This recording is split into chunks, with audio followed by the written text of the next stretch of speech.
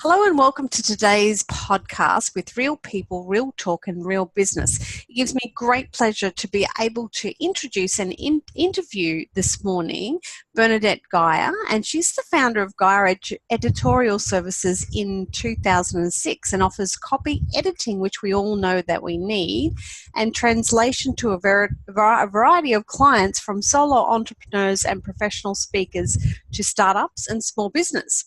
With more than 25 years of marketing experience, she also serves as head of marketing and outreach for Hostwriter, which is a Berlin-based marketing non-for-profit company.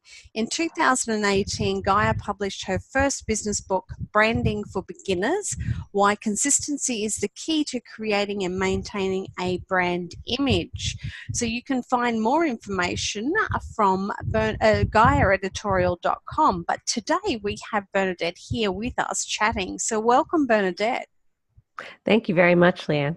So tell us how did you start in business? How did this eventuate? Well, I had been working as the director of education and outreach for a nonprofit in Washington, D.C. And out of all of the activities that I did in that position, I realized how much I loved just writing and proofreading and copy editing and really making our publications as good as they could be. I really did not like all of the more managerial stuff, like dealing with budgets and things. So I realized that I wanted to eventually go freelance. And I actually talked with my boss about this, and I told him that, when my husband and I had a kid, that I planned to go freelance, and, I wanted to give him a little heads up. And he was really, open to it, and he actually became my first client after I went freelance. Oh, that's awesome. So how long ago? Oh, that we said that in your bio. That was in 2016? 2006. Six. You've been doing this a long time. Yes, I have. And honestly, when I started out, because I already had my first client, being my former boss, I didn't push myself as hard as I could have. And it was really only after my husband and I moved with our daughter to Berlin, Germany, that it was, really sink or swim time. I created a website for my business and really started figuring out ways to market myself. Can we talk about that? Because I know that's one of the biggest struggles, Bernadette, for business owners today. I think for many of us, we start out with, a goal to, earn just a few $100s or whatever. And then sometimes we go, well, hang on, this is serious business and this is what I really want to do. So how did you do that marketing? Like, we know today that creating a website and just a Facebook page isn't enough anymore. So can you take us through those sort of early steps of what you had to do, not specifically, but just generally? Sure. I think most of the initial marketing that I did for myself was on social media, really, reaching out to everyone, letting everybody that I knew know that I was looking for new clients. So I did end up picking up some clients who were, friends of friends who, maybe one of my former, neighbors back in the States would say, oh, I just found out about so-and-so who could use someone to copy edit their blog posts. And I was very involved in the literary community in the Washington, D.C. area. So I knew a lot of publishers, and through that got contacts from people to do copy editing of books. And that, is really something that can be done from anywhere. So initially it was, all online, but since moving to Germany, I kind of had to switch my mindset, because here it is very much more about relationships and building trust.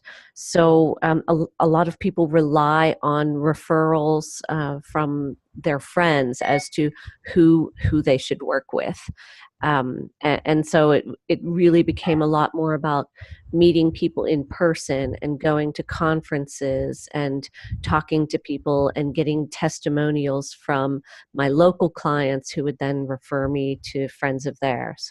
And word of mouth marketing is still the main source of business, but how you tap into that, whether it be social or face-to-face, is completely different, like you said. So that meant that you had to go to networking events and put more time and effort into your actual business, which is you. Yes, exactly. And really, in 2018, I set a goal of attending, I think I said 8 to 10 conferences to go and meet people face to face.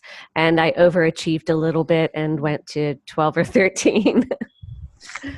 Fantastic. So can I just tap into, because I'm really curious how people do this. So you've met people at conferences. Did you have a follow-up system, whether it was, connecting on LinkedIn or just talking to them by email? Yes, typically it was talking to people by email. So what I would do is a lot of times I would go to trade fairs. The startup industry is quite big here in Berlin, and I would go to startup conferences or trade fairs for companies that dealt with the Internet of Things. And I would wander around and I would check out businesses that I thought, looked cool, and that had sort of something that something that resonated with me, be it a service or a product that I thought, wow, I can really see how this will improve the world. And then I would approach them and talk to them about what they're doing. And I would really kind of get a feel for where they were at in their business development stage. So as a copy editor and translator, I tend to work with companies that are very small, who don't have enough work or enough funding to support someone who works full time as a copy editor or translator. So really, I was looking to determine that, before I launched into any sort of sales pitch for myself or anything. Perfect. I did have a question on the tip of my tongue. Oh, yes. So talking about copy editing, like I know personally how powerful blogs are for business. Do you find a lot of businesses coming to you to do the copy for their blogs, or do you still see blog writing as a bit of a has-been and hasn't quite caught up yet? Actually, while I don't do copywriting of blogs, the companies that I have worked for, including some solopreneurs, people who are life coaches, this is still quite a large part of their business process, is doing blog posts. That's what resonates for them with their potential clients. And so I do provide copy editing of blog posts and translations. So for instance, I work with a life coach here in Berlin who she typically coaches German clients, but she wanted to reach more and more English-speaking clients, because there is quite a large English-speaking population in Berlin. So she wanted to reach out to more English speakers. So I was translating her blog posts and her newsletter. So newsletter marketing is still out there too. Wow. I thought newsletters were dead. Nope. They're still there. Awesome. Yes. So being in business and having your daughter, she would be obviously what you said, around 10 now. She's 13 now. 13, there you go. Yeah. So how did you manage being a mother, a wife, and being in business? Um, When our daughter was first born, I had that one client, my former boss, and I just sort of existed with that. I lived, day to day, doing what I was able to do. And then, as our daughter moved into school, then I was able to work more. And now she's pretty self-sustaining. So she is, she's great even when she's at home. She lets my husband and I both have a home office, so we both work from home, and she's around and she takes care of herself, and she plays ice hockey, and he takes her to all of her trainings, and takes her here and there, to shop for new equipment. So really, I'm very thankful for the help, uh, that, I'm part of a team, and we work well as a team, my husband and I, and, we trade off our duties. Awesome. That's great to have that support. So what keeps you motivated, Bernadette? Because, I mean, we know that in business there's, peaks and troughs, and sometimes we don't know where our next client's coming from until the phone rings or an email bings. So how do you keep yourself motivated? I have a lot of lists of things that I want to accomplish.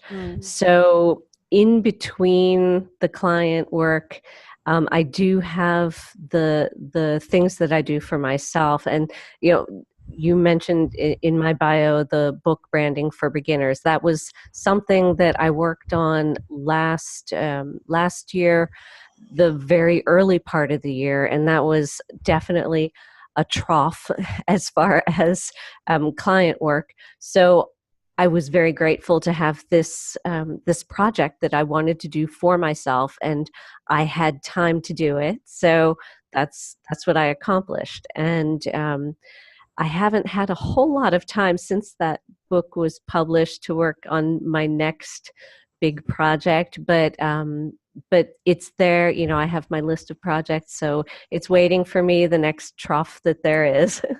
Awesome. So where can we get a copy of your book?